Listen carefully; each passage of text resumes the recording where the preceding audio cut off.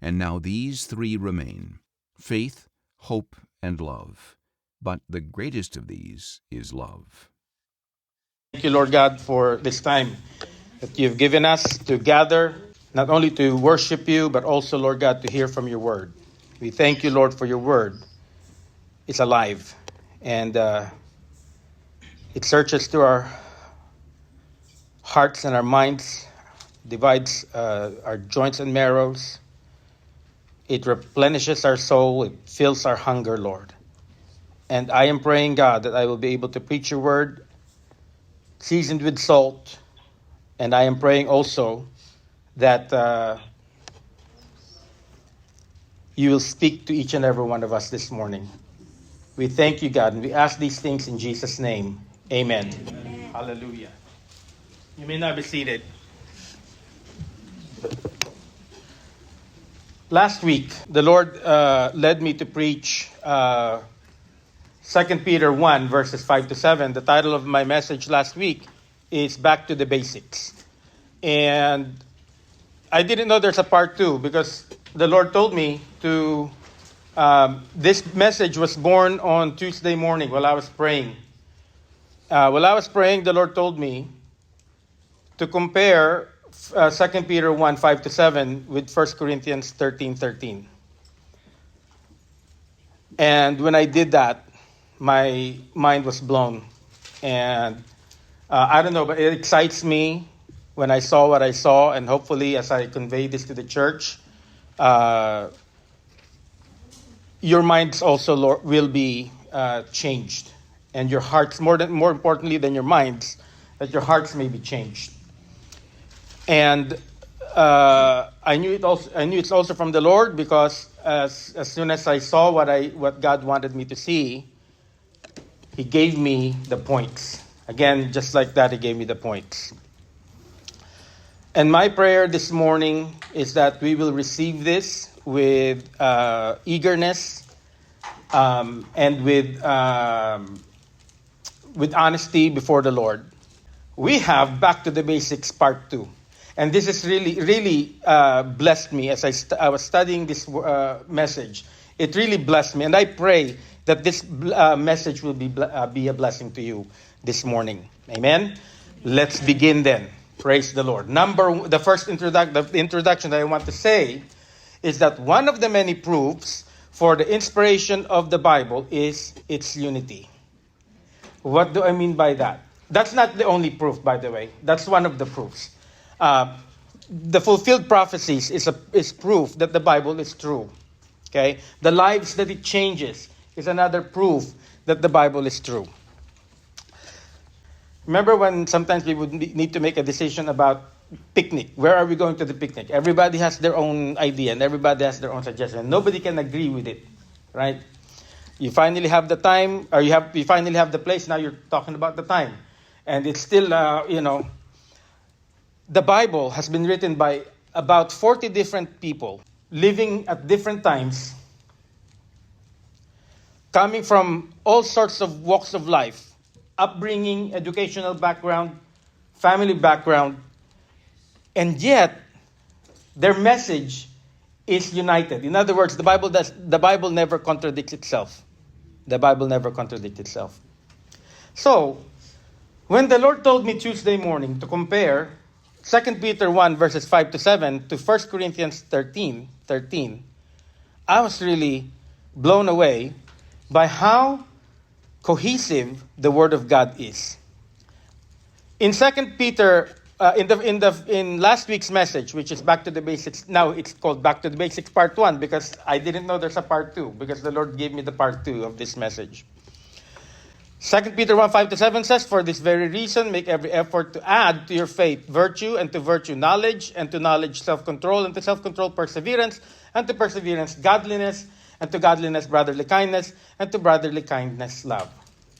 And so now I'm preaching from 1 Corinthians 13:13. Something that I rarely do. I don't preach from just one verse. But I'm telling you, we study the Word of God. And you can spend your entire life studying the Word of God. And you are barely scratching the surface. And I'm telling you how rich the Word of God is. And my prayer to you this morning is that you will make room for everything else. If you need to dump a lot of things in your heart today, okay, if you need to dump a lot of things in your heart today so you can get the richness of the Word of God in your heart today, please do so. Okay? If you have a flash button in your heart, flash it right now. Just flash everything.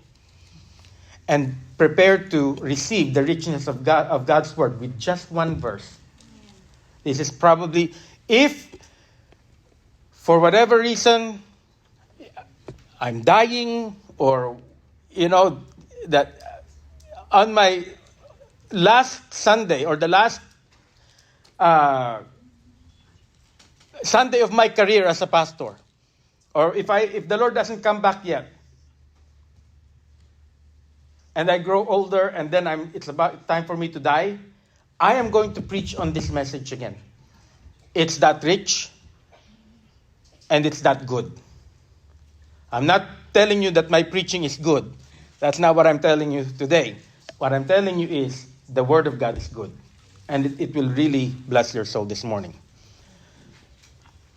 For those of you who are visual like me, let's look at 2 Peter 1:5-7 visually. That's what it is. God wants us to add faith. Start with faith. God wants us to add virtue or goodness. Okay? Virtue or goodness is not just being good, but knowing with conviction what is good. That comes when you become born again. Okay? Knowledge of who God is. That's the foundation. That's why they're colored a certain color. That's the foundation. They're related to each other. Our knowledge and our conviction of right and wrong stems from the faith that God gives us. Stems from the faith on whom? On Christ Jesus himself. Faith on the Lord Jesus Christ, and faith on his works and his word and his person. So those three things. The person of Christ, the work of Christ, and the word of Christ. Okay? That's our faith. Our faith is focused and based on. The next layer there, the one you see in blue or green, I really don't know what that color is, but teal. Okay, thank you. We have self-control, perseverance, and godliness. I call this the fortification. Whereas the red is foundation, the green is fortification. This is what you strengthen yourself with. Okay? And then the last layer, brotherly kindness and love, that is the function. If you live your life like 2 Peter 1:5-7 tells us to live our lives, you start with your foundation and you fortify that foundation, you will end up with the right function. Thank you, Sean. You end up with the right function. Okay? But now the Lord told me, compare 1 Corinthians 13:13 with 2 Peter 1:5-7. And when I saw it, my mind was blown away. About the unity of the scriptures. Because what Paul did, and Paul wrote Corinthians. 2 Peter was written by Peter. Two different people, two different personalities. In 1 Corinthians 13, the Apostle Paul was talking about love, and he was talking about the gifts of the Holy Spirit, the charismatic gifts. And what Paul is trying to say is that the charismatic gifts would go away. At some point, we don't need to pray in tongues anymore. At some point. At some point, we won't need prophecies anymore. At some point, we won't need the gift of wisdom or the gift of knowledge. And by the way, in 1 Corinthians 13, when you read 1 Corinthians 13, and it says there, knowledge will cease. Knowledge will go away. That's not the same knowledge there that you see. Paul was talking about the gift of knowledge. What Paul is saying, the gift of knowledge, the gift of wisdom, the gift of interpretation of tongues, and the gift of tongues, and the gift of miracles, and the healing, and so on and so forth, they will go away. But these three will remain. Faith, hope, and love. So we have faith, and we have... Now, you might tell me, Pastor, hope and perseverance are not the same, is it? Remember the verse that we read last week? Remember the verse that we read last week, Romans 5:3-4? Not only that, but we also rejoice in our sufferings, because we know that suffering produces perseverance. And what is the end of the perseverance? hope. Perseverance produces character, and character produces hope. The example that I gave you is that while I was up on my roof, well, I'm not really up on my roof, on the ladder to reach the roof, and it's really hard because the ladder is tiny, narrow, and I only have like a small place to put my things in, the screws, the lights, and the lights were heavy. And I'm putting my lights on the roof. And I persevered. It was hard. It took, one strand took me about 4 hours to do. And at the end of the day, I'm tired. And I'm taking ibuprofen at the end of the day because I don't usually stand the way I stood on the ladder. So now I'm activating my muscles that I didn't know I had. Right? For what? For the hope that when I turn on the light, it will blink. It will work properly. And that was my motivation. Right? So perseverance and hope are intrinsically tied to each other. And so if you go back again, so there's perseverance. Now I put it perseverance/hope, because perseverance produces hope.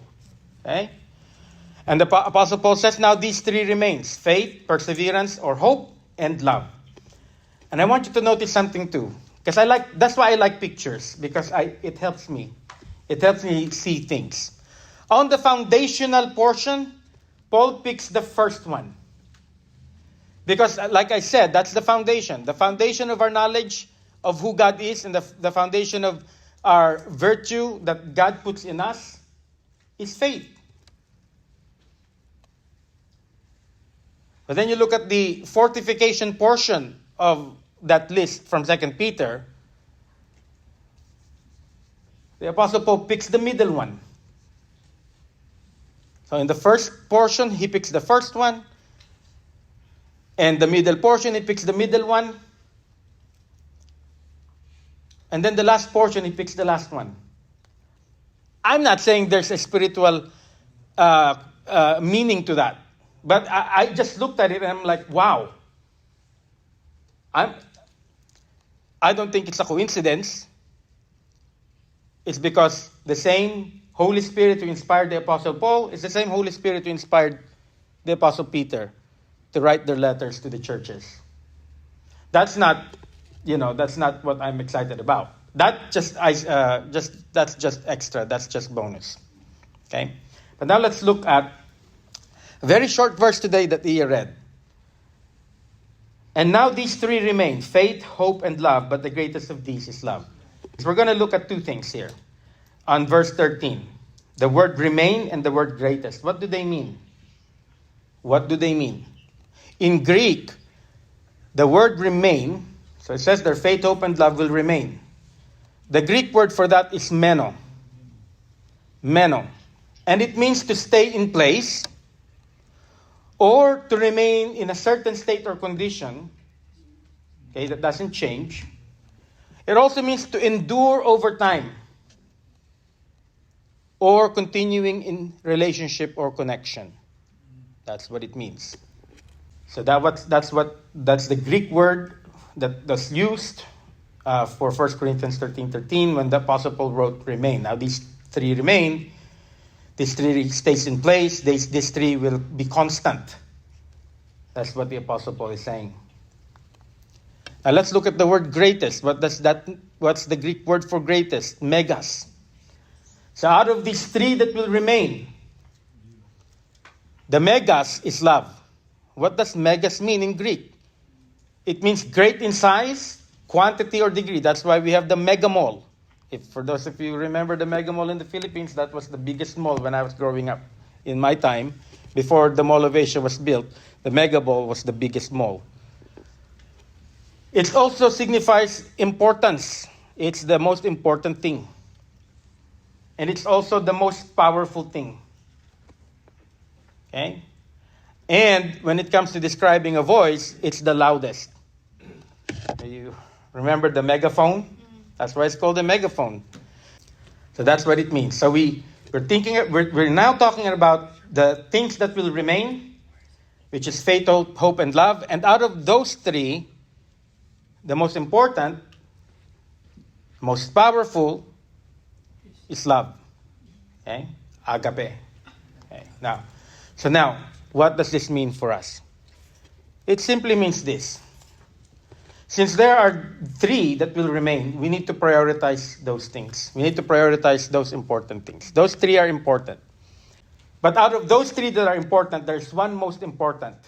And we need to be passionate about them. Okay? So let's talk about prioritizing the important things, which is faith, perseverance, or hope, and love. How do we prioritize these things? Well, to prioritize them, there's nothing else to do but to engage in the important things. We need to engage in the important. Now these three remain: faith, hope, and love. So we need to engage in faith, hope, and love. Now, as I was looking at these verses here, that we're going to look at shortly, once again, I was blown away in how the Bible is consistent in its message. I want you to look at 1 Thessalonians 1, verse 2 to 3. Okay, it says there, "We always thank God for all of you, remembering you in our prayer, recalling before our God and Father your work of faith, your labor of love, and your enduring hope in our Lord Jesus Christ." Do you see that? Faith, hope, and love. Now, I'll tell you something about 1 Thessalonians. Thessalonians was written to the people at Thessalonica, and this is an important letter for Paul. And the reason why it's important is and you will read this in the book of Acts, when Paul came to Thessalonica, and we're just talking about days. He didn't even stay there 1 week. We're talking about days there. He came to Thessalonica, he preached the good news. Many people believed in the word of God, and many people came to Christ, and there was a church formed immediately. However, there was also persecution. And they had to whisk the Apostle Paul away. They told him, you need to get out because they're going to come after you. So Paul had to leave suddenly. And he felt bad about that because he didn't want the people of Thessalonica to think that he abandoned them, that he absconded. And so that is really the heart of Paul when he was writing the first letter to the Thessalonians. And he wants to ensure that they know that I didn't abandon you, but I had to leave. But look at how Paul's concern for them. Because when he preached the word of God, he told them about their faith, about their love, and about their hope. And so when he's writing to check up on them, when he's writing to follow up with them, he wanted them to know. And he, I think, is also wishing that he knows that they're continually engaging in their practice of their faith, in their labor of their love, and their enduring hope in our Lord Jesus Christ. That's what it means. That's why he wrote that. So we, as Christians, we need to engage in things that will build up our faith. Okay? Don't expect the world to build you up. First of all, we have to build up our faith, and we have to build one another up. That's why our goal is that every time we gather for worship, for Bible studies, for any gathering, that we are talking about our faith, so that we are encouraged. And I pray that if your brother or sister is kind of feeling down, that you don't say, you know what, get used to it because your life is just going to be one miserable ride. I hope nobody says that. The world will tell you that. When your sister, your brother is down, you encourage them. We continue. We persevere in our faith. We continue in our hope. We continue in our love. That's how we build each other up.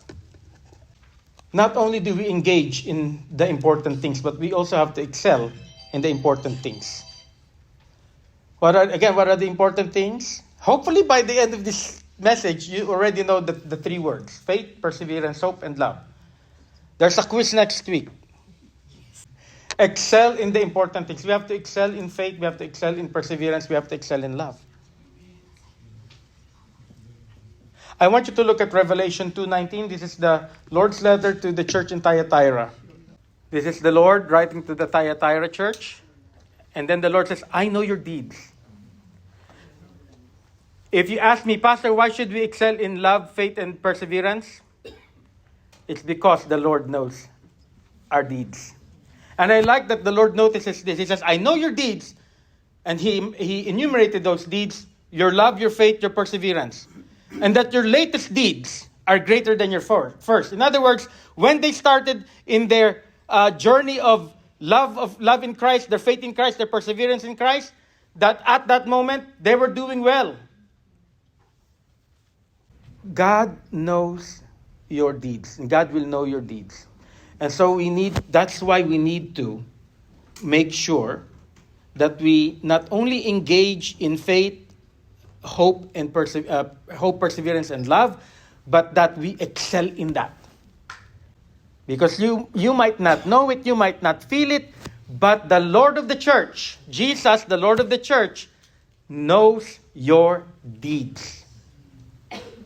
And my prayer is that when I stand before the Lord, I will get a passing mark. My prayer is that when you stand before the Lord in Judgment Day, He will tell you, well done, good and faithful one. Hallelujah. And then we need to exemplify the important things. Faith, perseverance, or hope, and love. We engage in it, we excel in it, and it better be seen in us. It needs to be exemplified. I want you to look at 2 Timothy 3:10. Again, I was blown away by the unity of the Scriptures. This is the Apostle Paul writing to Timothy. He said, you, however, have observed my teaching, my conduct, my purpose, my faith, my love, my perseverance. Those three things again are there. And the Apostle Paul was confident to tell Timothy, you've seen me, you've seen my life, you've been with me, you know of my faith, you know of my love for the Lord and my love for the church. And you know of my perseverance. And by the way, I told you the Apostle Paul had to escape. The Apostle Paul is not the type of guy who wants to escape. Actually, he died a martyr's death. But they had to whisk him away because the Lord is not done with his ministry yet. And I was telling my students at Epic, praise God that the early Christians were wise enough not to say, oh, martyr me, martyr me. Can you imagine if every Christian was martyred during the early church? They won't be here today. They were given wisdom by the Lord to escape. They tried to escape. And you should, if you're being martyred, you should try to escape. But it's the idea also in the early church is that you try to escape as best as you can. But to the point that there is no escape, then you face your martyrdom. That's how they live their lives. Praise God. My prayer is that we will continue in our faith, in our hope, in our love, no matter what. Whether there's persecution or not. Whether it's convenient or not. We have to exemplify these things. Your flesh, I'll tell you right now, your flesh will not want to exemplify these things. Because the very idea is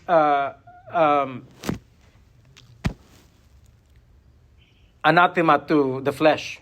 Meaning it's our flesh has an allergy to these things.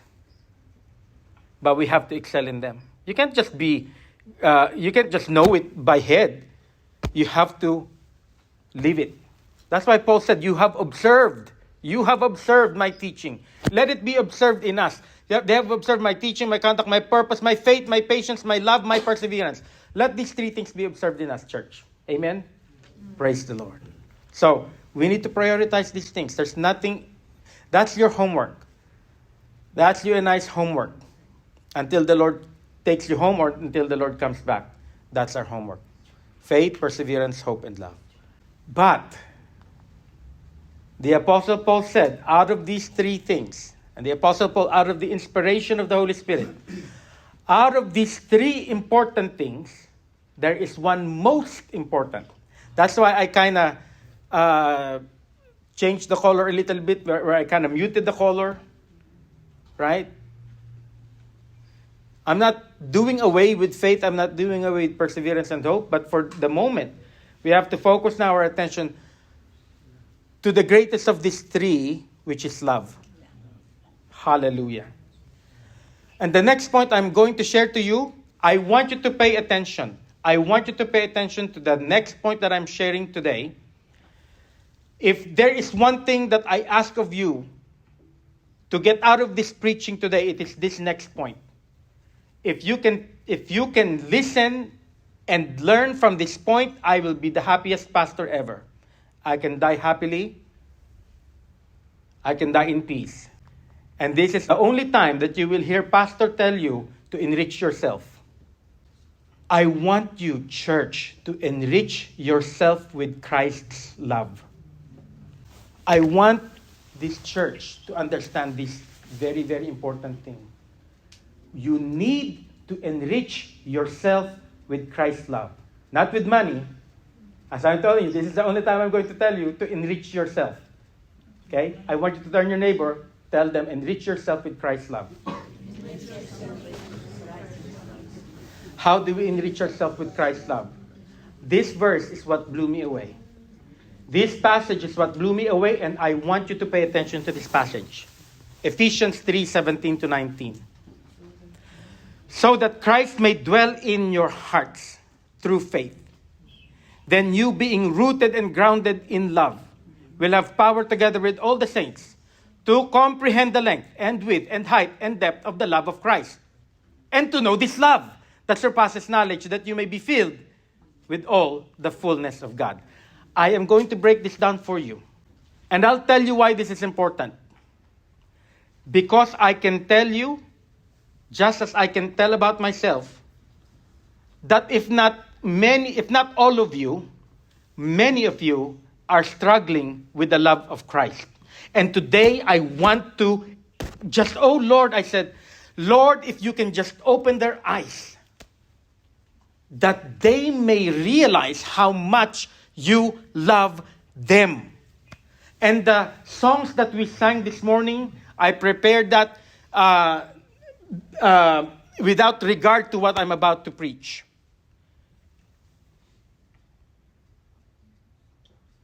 Come, now is the time to worship. Come, now is the time to heal your heart. Because all of us grew up with dysfunctional parents. I am a dysfunctional parent. I love what Sister Jerry Matson said at the funeral of Pastor Harlan. She said, we put fun in dysfunctional. If you spell dysfunction, you will find the word fun. She says, I put fun in this. Our family put fun in dysfunctional. Pastor Kirby is dysfunctional. I can guarantee you, you are dysfunctional. And I can guarantee you, you're a product of dysfunctional parents. And that is why we get hurt, don't we? That's why you get hurt when pastor preaches.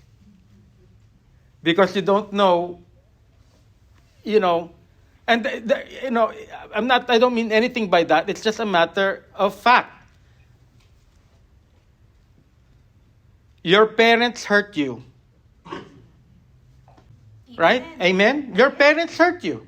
It's okay to say that. This is the time to heal your heart. Your parents hurt you. I hurt my children. I hurt my wife.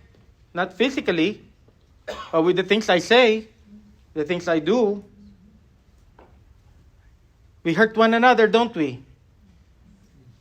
That is why it's important for us to be healed today. This is the most important point that I'm going to make. In order for us to be passionate about the most important thing, which is the love of God, we need to enrich ourselves with the love of God, with the love of Christ. Again, look at Ephesians 3:17-19. That Christ may dwell in your hearts. Already heart right there, heart. Symbol of love.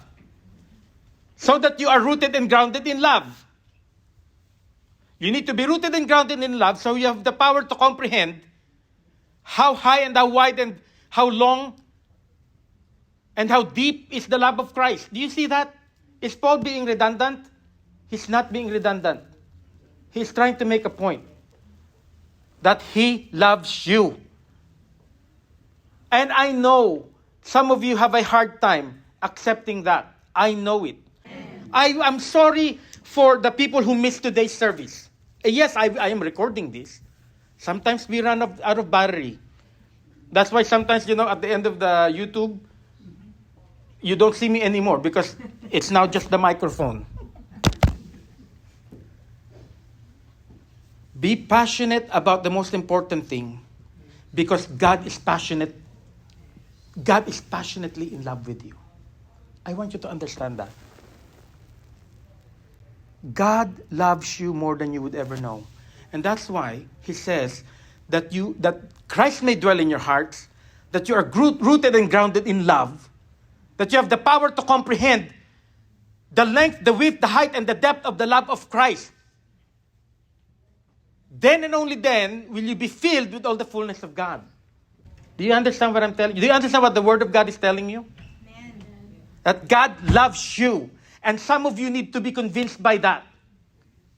And that's why we are dysfunctional, because we do all sorts of things to earn God's love. We do all sorts of things to find approval from other people. And then when we don't get that approval that we want, we all come crashing down. Because we have not really fully grasped the love of God. That's why we try so hard. We try so hard po, right? I'm a try-hard. I try so hard. There's a reason why I do many things. It's because I want to be accepted. And I want to be loved. And that's why and I told this to my wife, because I love the person that I love the most, apart from my children, is my wife on earth. And when my wife criticizes me, and I know she's right, I hate it. I hate it. Because in my mind, she doesn't love me anymore. Am I the only one who feels that way? Am I the only one that's dysfunctional? Come on, be honest now. Right? That's the reason why many husbands and wives, pag na-criticize, it blows out of proportion. Rejection sensitive dysphoria. That's a new one. They have words now to help us understand what we're going through. I'm looking at my mom, and she told you this before, that because her father left her, she has a problem. She's dysfunctional because of her dad. She grew up without a dad. And she's struggling with the love of the father because of that. She's not the only one. I'm not the only one. You might say to me, Pastor, I think there's a pattern here. It seems like your parents are dysfunctional. That's why you're dysfunctional. No. I am telling you, if you're not convinced that you're dysfunctional, magtatagal ako dito. I'm going to stay long on this topic just to convince you that you're dysfunctional. But the point I'm trying to make today, you don't have to remain dysfunctional. Because God loves you so much. And that's why I said, ito lang ang matatandaan ninyo. If this is the only thing that you will remember from this preaching, I'll be the happiest person. I'll be the happiest pastor. I will retire right away. If they I think I would have done my job to convince you. God loves you so much. But sometimes we struggle with it. And we're not convinced that God loves us. And I want you today, we sang that song. Come, now is the time to worship. Come, now is the time for your heart to be healed. The last worship song that we sang, all that is within me, Lord, to bless your holy name. What's the last part of that? Sing of your great love. And when I was singing that, I said, thank you, Lord. You're preparing the sermon with the songs that we sang this morning. God's love for you is mega. He's giving you mega love.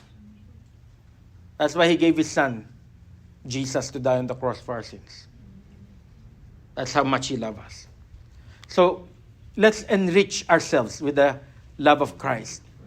Because unless we enrich ourselves with the love of Christ, we cannot embody the love of Christ. We have to be passionate about the love of Christ. And unless we enrich ourselves, you cannot give what you don't have. Do you understand me? You cannot give what you don't have. And unless you have the fullness of the love of Christ, you're going to have a difficult time embodying the love of Christ. Sometimes we jump from, if you're like Pastor Kirby and I'm building something, I want to see the end result. Because sometimes I feel like I can finish the project just by looking at the end result and not worry about the details in the beginning. And so sometimes my project it doesn't work because I miss a couple of screws, and the peg. I'm talking about when I'm building IKEA stuff, That's why I don't like IKEA, because it's like I bought it and then I have to build it. And then sometimes the instruction it's not clear. The drawing is not clear. Unless we really have the richness of the love of Christ, we will not be able to embody the love of Christ. So don't start from the end or the middle. Start from the beginning. Start first with enriching yourself with the love of Christ. Then you can embody the love of Christ. I want you to look at Ephesians 5, verse 1 to 2. Be imitators of God, therefore, as beloved children. There we go, beloved children. And walk in love, just as Christ loved us and gave Himself up for us as a fragrant sacrificial offering to God. And you know what else we're supposed to give ourselves to? Who else we're supposed to give ourselves to? It says there that just as Christ loved us and gave Himself up for us, so we need to give our love to Christ. But who else do we need to give our love to? Our brethren. Thank you, Sister Joanna. You're exempted from the quiz next week. Who?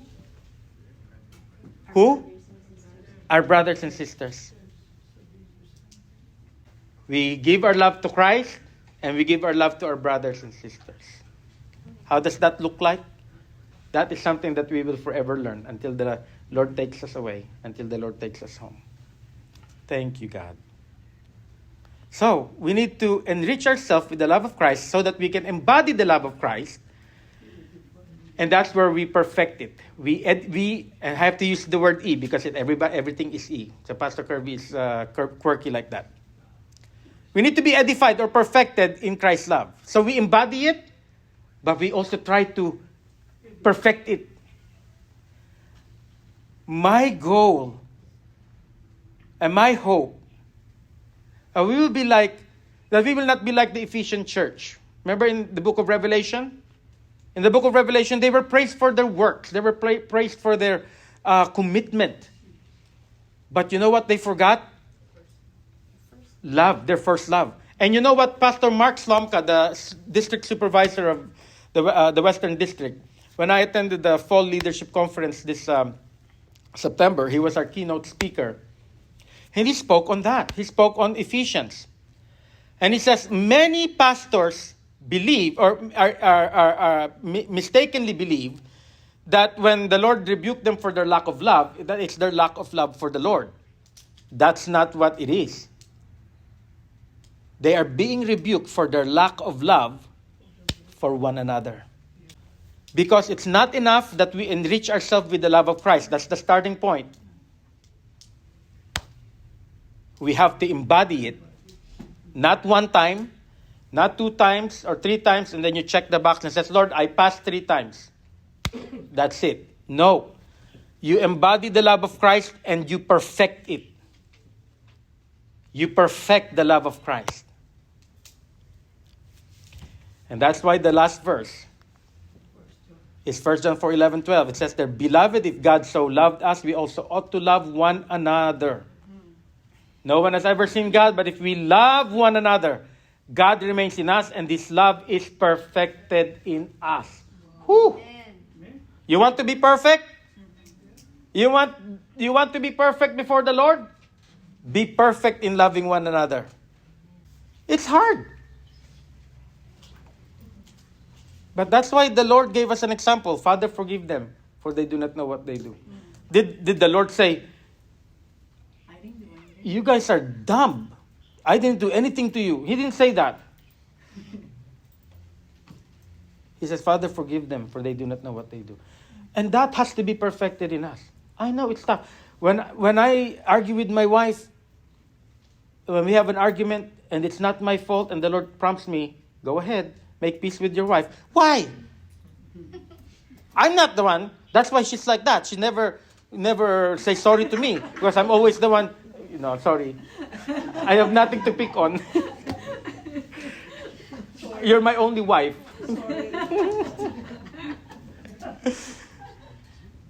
I'm sacrificing my marriage right now for the church. Just so that you know.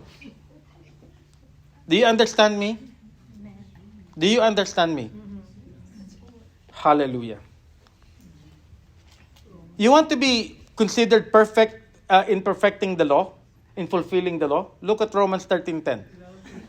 Okay, let's read this together. "Love does no wrong to its neighbor. Therefore, love is the fulfillment of the law." Whew! And the Lord told us that, didn't He? Whoever loves has fulfilled the law. The Apostle Paul just echoes that. You want to be considered as following the words of Christ? Love. Love. Whew. Love is not a many-splendored thing, by the way. It's not. Love is a sacrifice. Love is a verb, it's not a feeling. It's not a noun. It's actually a noun and a verb. But we have to use it as a verb. So don't tell me, "Pastor, I don't feel it." Hindi ko feel ngayon, Pastor. No. Not in the mood. I'm not in the mood for love, Lord. I can't love my neighbor right now. I can't love my brother right now. I'm not in the mood. And the Lord says, "No, but I filled you with my love." And you know what? If you run out of love, you can always go back for more. It's a buffet. The love of Jesus is a buffet. I love buffets. Just to recap, we need to be passionate about the most important thing, and that is to enrich yourself with the love of Christ so that you can embody it. And when you embody it, we need to perfect it.